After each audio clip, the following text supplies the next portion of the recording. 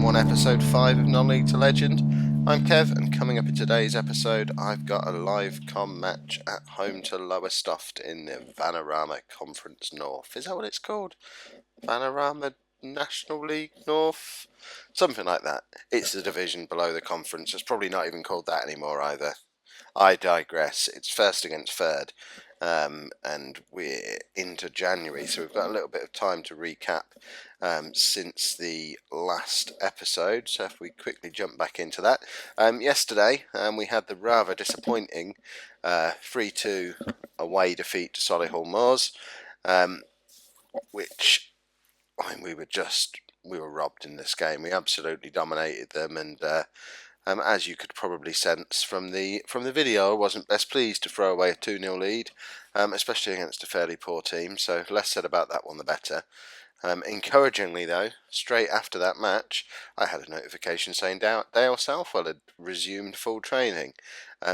His 4 to 5 month injury period that he was supposed to have for his broken ankle has miraculously reduced to just 3 months. He's still going to be a long way from full fitness and match sharpness, but just to have him training again and available to pop into the team or pop onto the bench has been a big boost for us.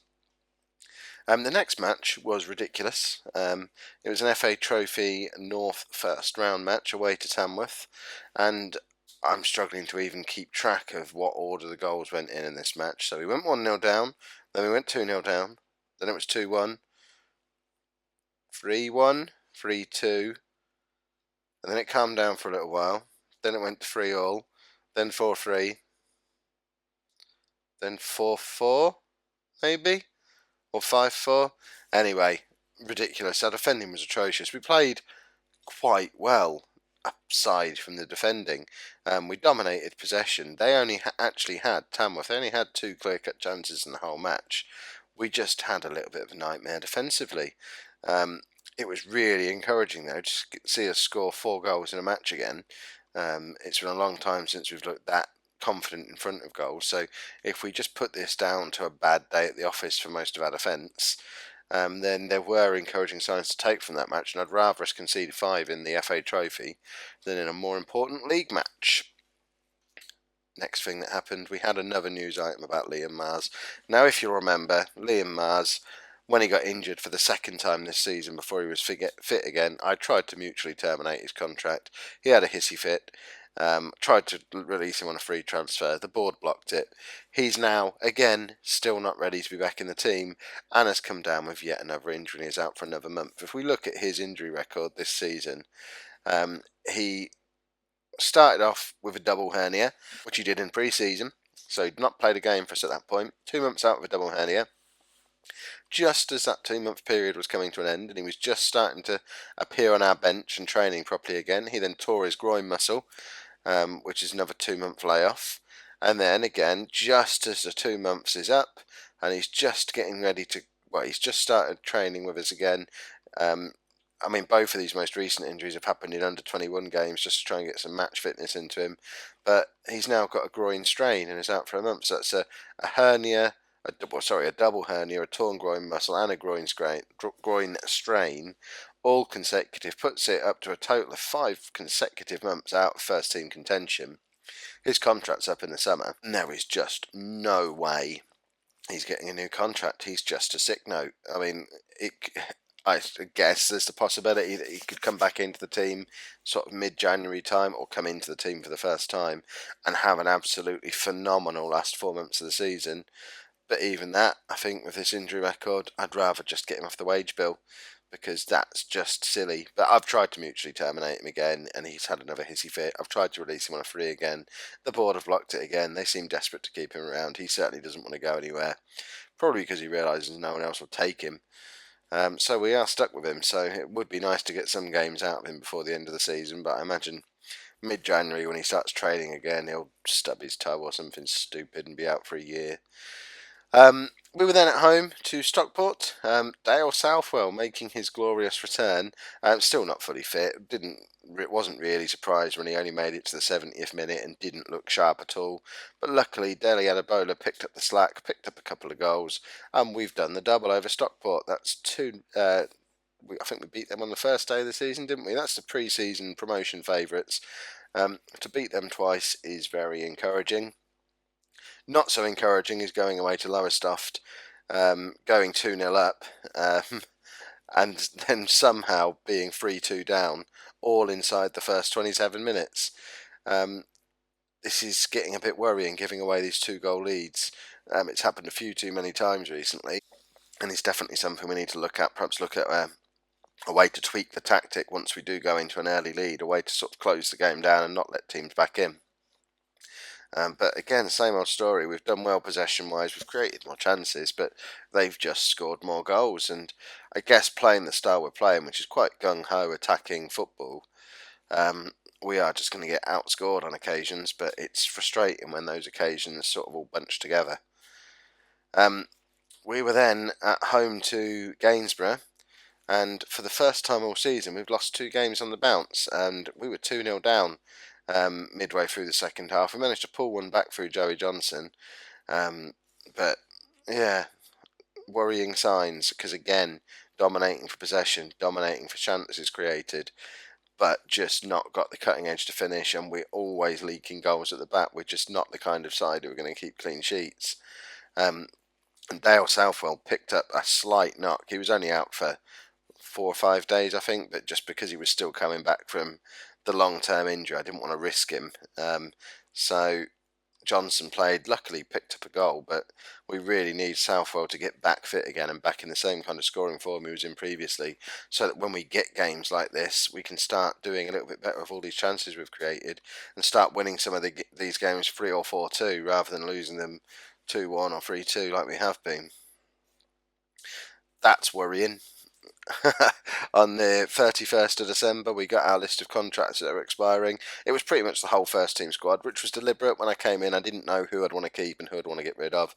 So my plan was always to start renewing contracts around Christmas time when I got the inbox item. I've managed to tie Kane Felix down for a longer contract and a couple of the other key players as well. Lionel Stone, I think, I've gotten a longer term deal. Scott Garner, Kyle Piagiani. I think that's the main ones. Oh, Alex Gott, the goalkeeper as well. But Dale Southwell, not even willing to discuss terms. So even if he does get fit again, we're losing him in the summer for nothing, which leaves me in 2 minds, because we are still doing quite well without him. So do I just start building for life without him now and risk not getting promoted, or do I play him, potentially block the development of someone like Joey Johnson, who would really benefit from a run of games in the side, knowing full well that Southwell is not going to be here next year. But then I suppose if we get promoted, will he change his mind and decide to sign a new contract? Let me know in the comments. What would you do? My instinct is probably he's so much better than anyone else we've got at the club. If he's fit, he plays, and we just have to hope that he signs if we go up. But let me know in the comments what you'd do. And that brought us to the end of December, so the board are still really happy with me going into January. That line is inching ever closer to untouchable status, which is ridiculous so early into my life at Boston, but was apparently enough for them to offer me a new contract. I've only been in the job, 5 months? But they've offered me a new contract quite early in the season to get it on the 2nd of January, and they've even allowed me to negotiate a pay rise. So I already mentioned how chuffed I was to be on £750 a week when I first started the job, but after a bit of back and forth between the 2 sides, I've actually been able to agree a 1-year contract extension, which puts me up to £825 a week, which for a Conference North side is crazy money, but I'm certainly not going to turn it down. So that's me tied down to Boston for another year. And someone mentioned in the comments a couple of days ago, what would I do if a bigger club came in for me mid-season? Well, basically they need to beat that figure, and it's so high now that unless this is something that's all the way through Football Manager 16 and is a little bit different from previous versions, I kind of am tied to Boston, unless someone can offer me more money. And I just don't see that anyone with 4 months of management under my belt, I can't see anyone coming in and offering me £1,000 a week, because I wouldn't. I don't look worth it yet, but I guess we shall see. And that's where we are going into today's game. So we're still top of the league despite 2 months in a row really of fairly inconsistent form. It's very much mid-table form, but everyone else at this level is so inconsistent as well. Each month we get a different team who've gone on a little spurt of form, but Lowestoft are the team currently doing that, which is who we're playing today, which is a bit of a worry. But unless they hammer us and keep the run going, I wouldn't expect them to necessarily be top of the league in a month or 6 weeks' time, because their run will drift off and someone else will have a spurt of games where they're doing really well. But Lowestoft is who we're playing today. We're 6 points ahead of them at the moment, but they have a game in hand. So in actual fact, if they beat us and they win their game in hand, they could be challenging us for top spot. So let's get the team picked for the match. I think I've already picked my team. Let's have a look. Yeah, so this is the team that we're going for. Southwell, still not match fit, but for such a big game, we need to have him in the side. The rest of the team pretty much picks itself. Dele Adebola is having the season of his career. In fact, he really is. If we look back through such a long career, I mean, his first club was back in 1992. So we're talking close to a 25-year career. But the most goals he's ever scored in a season before was 16 goals for Crewe back in 96-97. He's got 9 for us at the halfway point of the season. He could potentially beat that, and thus making this the best season of his career, age 40, which would be awesome. Rest of the team pretty much unchanged from what you've seen in the last couple of episodes, so I'm not going to go through them in great depth. And I think we are just going to get straight into this game and see if we can avoid Lowestoft making it 6 wins in a row. See, that's mad. We're at home. We're top of the league. We're 6 points ahead of Lowestoft. But we're 7-1 to win the match. That shows a massive difference in form between the two sides. I don't know if I've ever seen such a crazy mismatched match odds before. Wow. I imagine we're going to get hammered then. Or this could be the day we turn everything around. Let's have a look. Yeah, we've had a bad run of results. Let's encourage the team. They all seem quite happy. We're in poor form. They're in good form. I suppose I can understand why they would be favourites, but for them to be such strong favourites, I'd stick a tenner on us. If you're watching this now, stick a tenner on us. Assuming you can find someone to take the bet. Just pause the video. Tell them you want to stick £10 on Boston to beat Lowestoft in episode 5 of Non-League to Legend. Someone will take the bet, and then you can win yourself 70 quid, which would be awesome. So Adebola's got the ball here. Can he find Felix? He does. And Kane Felix makes it 1-0 up. You're going to find it a little bit harder for someone to take that £10 now. Odds have just shrunk. But that was quite a nice, tidy finish. Adebola's done well to find Felix there. But Felix is in acres of space. And that's only his second goal of the season. But he's finished it really well. And hopefully, this isn't going to be another case of us taking an early lead and then just handing the game back to the opposition on a plate like we have been lately. I suppose this is where, as manager, I'm supposed to do something to try and stop that from happening, but I really don't know what to do. We just don't have the players to try and close down a game, especially with Lionel Stone out injured. It means we've got to play Scott Garner in defence rather than in midfield, and without a real proper ball-winning midfielder, I really don't see how we close a game down. So we've just got to try and score more goals than they do, which we have a chance to do with Southwell back in the side. But Hartley's got the ball out wide here. Can he get the cross in? No, but it's come back to Mills, who finds Marlowe. Mills again picking it up quite deep, but Marlowe's dropped deep to pick that up and slots the ball through to Dixon. Can he get the cross in? He does, and that's Adebola, and that's a good save. Has that been chalked up as a clear-cut chance? It hasn't. To be honest, Dele Adebola there, it's about as clear-cut as I get for him, because he's scored a lot of goals just like that this season, but I guess the match engine doesn't see it that way. Bit of a goalmouth scramble there, but nothing really comes of it.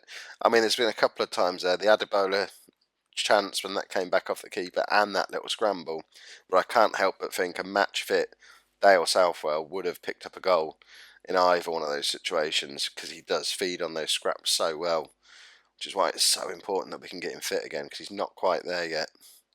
It's ruining his goals per game ratio by having to play himself back into match fitness in the first team. but needs must. He's such an important player. I mean, I'm going to be disgusted when Lowestoft inevitably get their equaliser in a minute, because we've had 60% of the possession after an hour. We've created 11 shots. They've only had one shot and it was off target. It is going to be disgusting when they equalise, and even worse when they pick up a winner. Let's make some substitutions, try and get some fresh legs, stop that from happening. So Southwell's had his run out for the day, so I'm going to take him off. He's still struggling for form and fitness coming back into the side. Have we got anyone to bring on for Dixon? No, we don't. We only really have options out wide or in defence. So who do we want to take off? We could just take off Kelly Uger, actually, who has had... He had a bit of a bad game last game. And Dylan Casey, all that exposure to first team football early in the season, he's becoming quite a good left back. Almost to the point where he might be pushing Uger out of the side as the season goes on. When I signed Uger, it was with the expectation that he'd just be a firmly established first choice and Casey could go back to being the backup player he was signed to be, but it's not really proving to be that simple. They're about as good as each other, and that's, like I said, disgusting. That's their first shot on target. We're 70 minutes into the match and they've scored with their first shot on target. It's just horrible, and I think he wasn't offside, his mate was. But really, Alex Scott in goal has got to do better with that.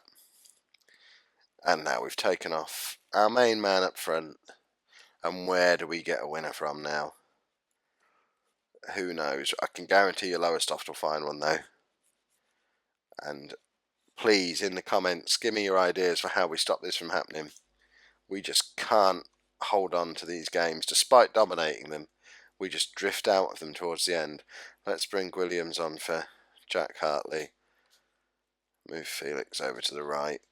Let Williams have a run down the left, see if he can create anything. But I can feel their winner coming. And we're the home team, we're top of the league. It should be us pushing for the winner. We've dominated this game.